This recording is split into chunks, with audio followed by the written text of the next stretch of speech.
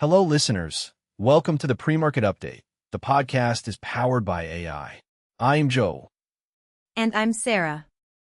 Today is March 3rd, 2026. Let's dive in.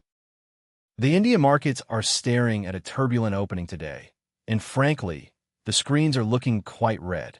Following a heavy sell-off in Asian peers, both the Nifty 50 and the Sensex are expected to open significantly lower. We're seeing a classic risk-off sentiment. With global oil prices surging due to the escalation in the Middle East, our local indices are feeling the heat, literally. Nifty 50 companies, particularly those in the paints, aviation, and tile industries, are under pressure because of those rising input costs. On the flip side, keep an eye on the energy heavyweights like Reliance and ONGC. They might see some tactical buying as crude climbs. Looking at the FNOQs, we're seeing a spike in the India VIX or the fear gauge, suggesting that traders are bracing for high volatility. There's also significant put writing at lower levels, but with the news of the Strait of Hormuz closure, those support levels are looking a bit shaky this morning. Investors should watch the 22,000 mark for the Nifty very closely today. It's a similar story globally, Joe. In the US, the Nasdaq and S&P 500 are grappling with a dual threat, geopolitical instability and a treasuries rout. Investors are dumping bonds because they fear the Iran conflict will reignite inflation, which means those long-awaited interest rate cuts might be pushed even further into the future. Over in Europe, the FTSE, DAX, and CAC 40 are all expected to follow the downward trend seen in the US. The Asian session has been particularly brutal. We saw the South Korean Kospi slump, and the Nikkei followed suit as energy costs hit their manufacturing-heavy economy. In the commodities space, it's all about the safe havens and black gold.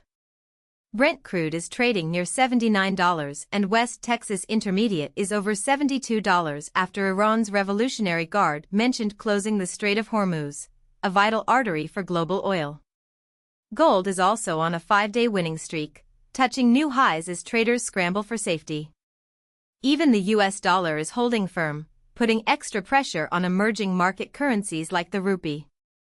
Moving back to domestic corporate news, the ripples of the Iran-US conflict are hitting the Nifty 50 boards hard. First, let's talk about the aviation sector. Interglobe Aviation, the parent of Indigo, is one to watch as thousands of flights are being grounded globally. Between rising ATF prices and route disruptions, it's a tough morning for them. On the brighter side, Indian defense stocks are likely to mirror the 22% surge we saw in South Korea's Hanwha Aerospace. Companies like Hindustan Aeronautics Limited and Bharat Electronics are in focus as global defense spending is projected to hit new records. We're also watching Reliance Industries. While the refining margins might improve with higher oil prices, the broader market sell-off could limit gains. Lastly, the banking sector, led by HDFC Bank and ICICI Bank, will be sensitive to bond yield movements today. If Indian 10-year yields climb following the U.S. Treasury route, we might see some pressure on bank valuations as the cost of funds remains high. In international corporate news, the defense sector is the lone bright spot in a sea of red. U.S. and European defense contractors are rallying as the U.S. government considers a massive $1.5 trillion defense funding request. But it's not just about military hardware, there's some fascinating tech and finance news too. NVIDIA just received a significant rating upgrade from analysts. Despite the macro gloom, the demand for AI chips remains a secular trend that seems decoupled from the Middle East. Over in the banking world, JP Morgan Chase is in the headlines as CEO Jamie Dimon responds to a $5 billion debanking lawsuit from the Trump administration, calling it meritless but acknowledging political concerns. In Japan, SoftBank is making moves, seeking a $1.1 billion U.S. IPO for its payment firm, PayPay. This would be the largest ever U.S. listing for a Japanese company. Finally, we're seeing a major deal in the Asia-Pacific region with Magellan Financial Group agreeing to buy Barrenjoey for $1.1 billion, sending Magellan's shares to their highest level since 2006. On the economics and geopolitics front, the word of the day is uncertainty.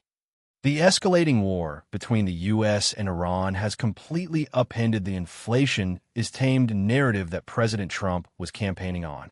With the Strait of Hormuz potentially closed, we are looking at a genuine energy crisis. This puts the Reserve Bank of India in a very tight spot.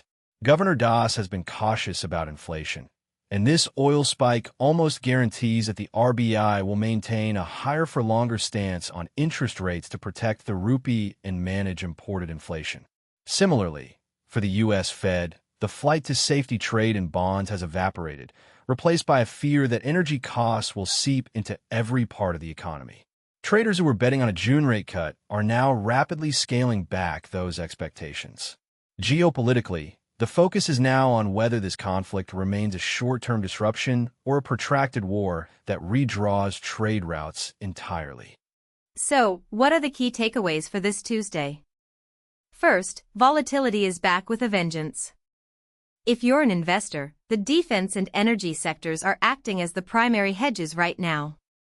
Second, keep a very close eye on the price of gold and oil. They are the primary indicators of how the market perceives the severity of the Iran conflict.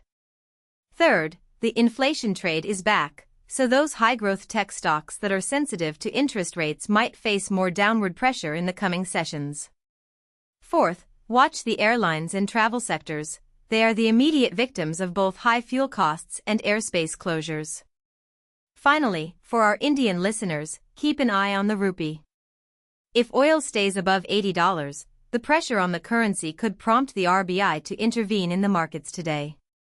It's a day for caution and potentially defensive positioning. That wraps from today's update. I hope you gained useful insights into how this global shift is hitting our local markets. Add your thoughts and comments and follow for more such updates. This is Sarah. And Joe, signing off.